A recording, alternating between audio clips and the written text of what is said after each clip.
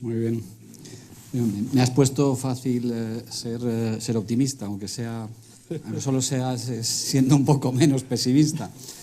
La verdad que dan ganas de correr y no sé, y comprar trigo, latas y tenerlas metidas en un sótano. No sé si tenemos la presentación en... Supongo. Ah, sí, perfecto.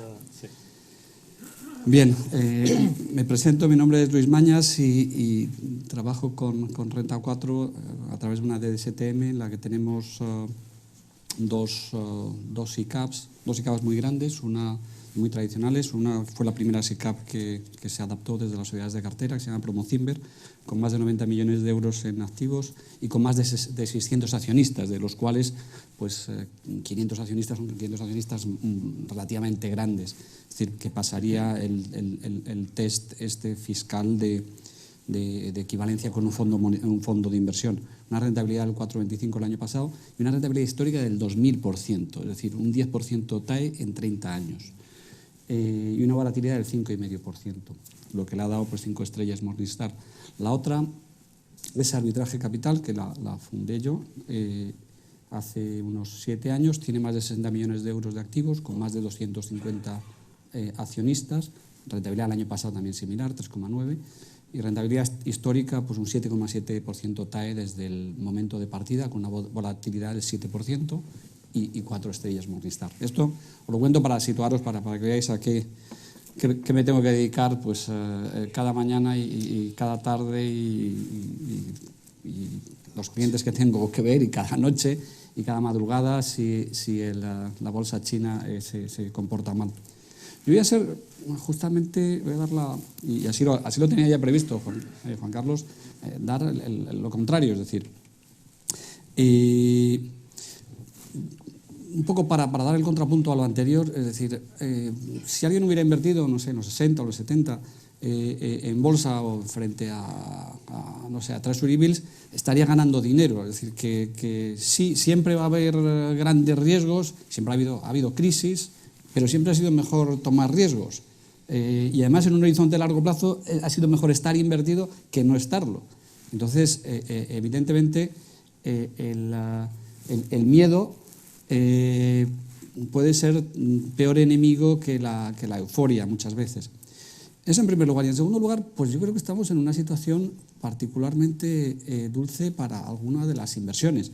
En concreto, el gráfico que os presento aquí, que ahora que no termina en septiembre, pero que ahora lo expandiré, pues os muestra que se ha producido algo que es bastante anómalo en el tiempo, que es que el TIR de los bonos está por debajo de la inversa del PER, que es la rentabilidad implícita de los beneficios. El otro gráfico que tenéis aquí os muestra pues, desde el año 2000 y muestra que nunca habíamos visto la línea más alta es la europea, nunca habíamos visto una situación en la que el diferencial entre los bonos, entre el dividendo menos la rentabilidad del bono, el dividendo que al final es lo que te renta una acción, lo que las empresas creen que te pueden repartir, que no necesitan para reinvertir, que te lo pueden repartir con toda tranquilidad y de forma estable y prudente. Nunca habíamos visto que ese diferencial con respecto al bono fuera tan alto. Bueno, si veis, la prensa financiera está llena de gráficos, todo el mundo pues, pone junto el S&P y la política de la Fed y lo correlaciona y tal. Aquí tenéis otro gráfico que es lo mismo, el PER de los bonos contra el PER de las acciones. Es decir, bueno, el PER de los bonos nunca ha estado tan alto, es decir, nunca han estado tan caros, y las acciones pues, nunca han estado tan lejos del PER de los bonos, ¿no? Este para el caso americano. Pues bueno, a mí lo que me han enseñado y lo que creo que es importante en todo esto es hacer unos números básicos de valoración. Es decir, ¿están las bolsas caras? ¿Está la renta variable cara o está barata? Y para eso, pues evidentemente, si tomáramos una empresa, pues miraríamos qué es lo que va a ganar, qué flujos de caja libres puede repartir, aunque algunos de ellos los reinvierta, o si los reinvierte, pues ya no son flujos de caja libre, qué flujos de caja podría repartir a sus accionistas, qué tasa de coste de capital le tendríamos que aplicar, y con eso pues, nos saldría una valoración. Eso que lo hacemos para una empresa lo podríamos hacer para el mercado, ¿no? Por eso os digo que es una aproximación simple pero con cierto rigor. El modelo este de Gordon, por poner un número muy grueso, pero que nos da una idea de dónde estamos. Y también nos da una idea de los que dicen que estamos en un momento en que no estamos infravalorados, sino que estamos sobrevalorados, pues ¿por qué podrían decirlo? Entonces, bueno, pues aquí no voy a seguiros el álgebra. En definitiva la capitalización bursátil, tomando la valoración de toda la bolsa a la vez, sería cuál es el flujo de caja libre sostenible de la bolsa dividido por su coste de capital menos el crecimiento que esperamos. El flujo de caja libre sostenible es algo que es pues quizá un concepto que debería... Es el flujo de caja libre para el accionista de ciclo medio, es decir, bueno, pues el que tendrías en una situación en la que no estás en un momento más bajo ni en el momento más alto. Es decir, es el punto a partir del cual le pondrías esa tasa de crecimiento G. Pues sería un poco medio, porque si está muy arriba, a lo mejor la G primero va a bajar y luego subir.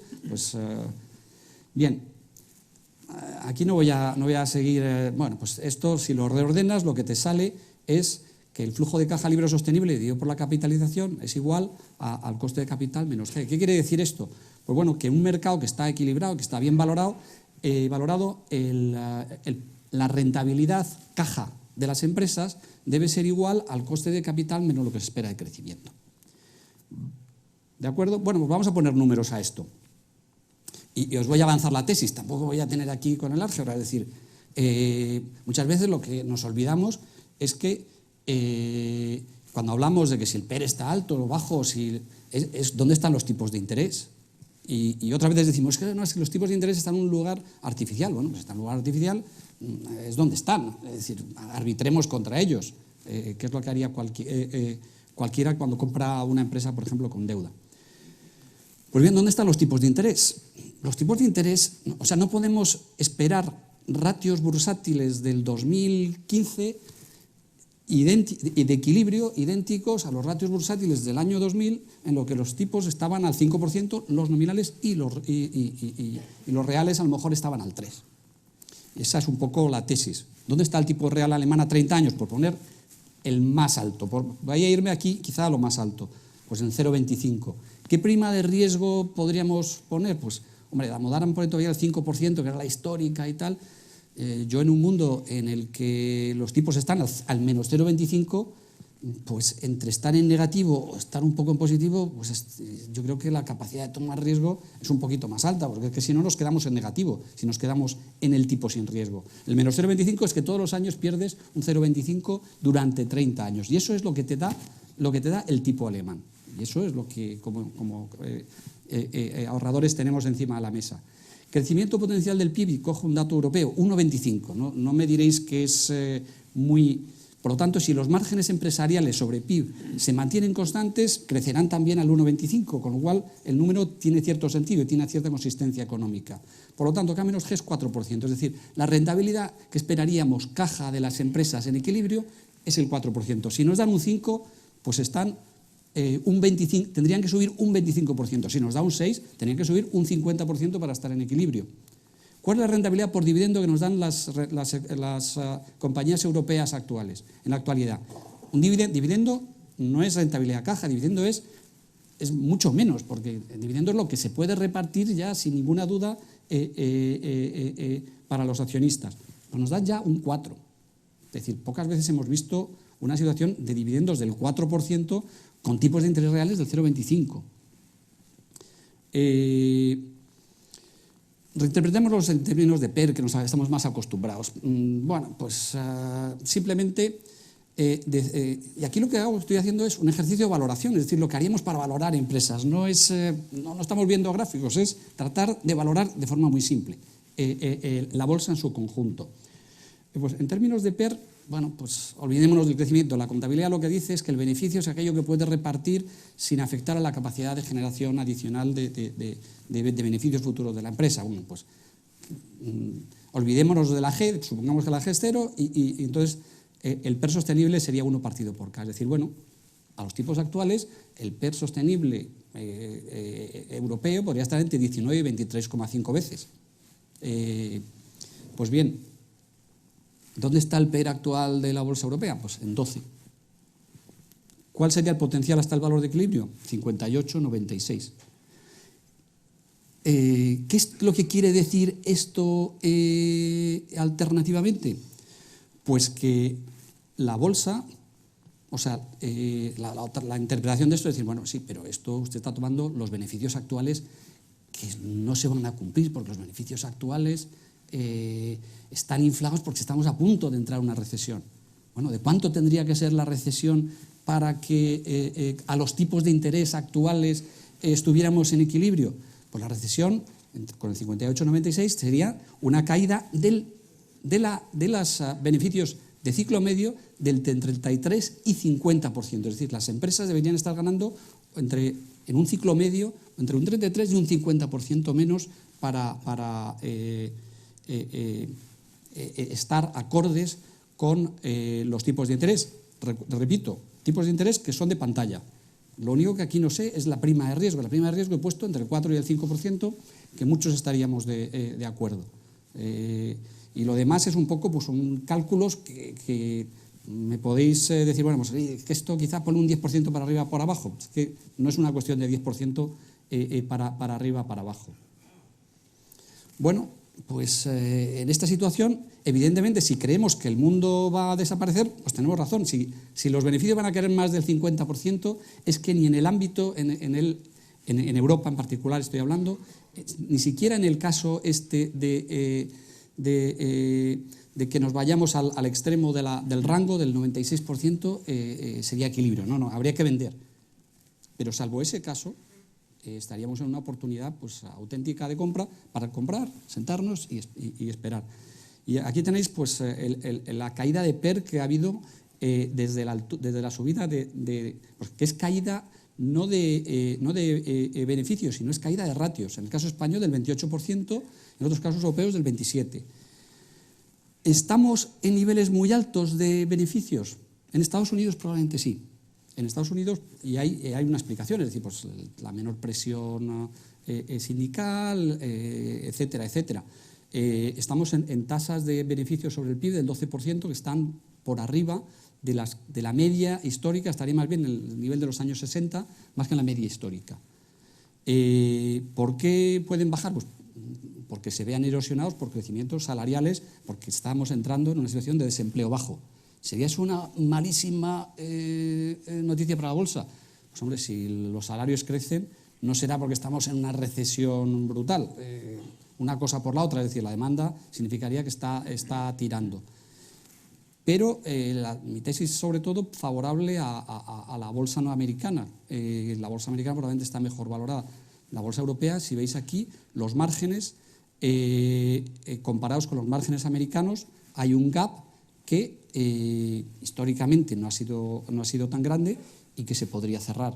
Es decir, que si los americanos bajan, pues simplemente Europa, con mantenerse donde está, pues no estaría muy lejos ni de su media histórica y probablemente de una situación probablemente relativamente de ciclo medio. El precio del petróleo, las materias primas. ¿Por qué está cayendo el precio del petróleo? Pues porque los petroleros, porque Arabia Saudita ha decidido producir más. O sea, no es un indicador de recesión, es un indicador, sería un indicador de recesión que la demanda de petróleo estuviera cayendo. La demanda de petróleo el año pasado tuvo el mayor crecimiento de los últimos 10 años y este año probablemente siga estando en ese nivel. Aquí veis la inyección de renta que supone para los distintos países.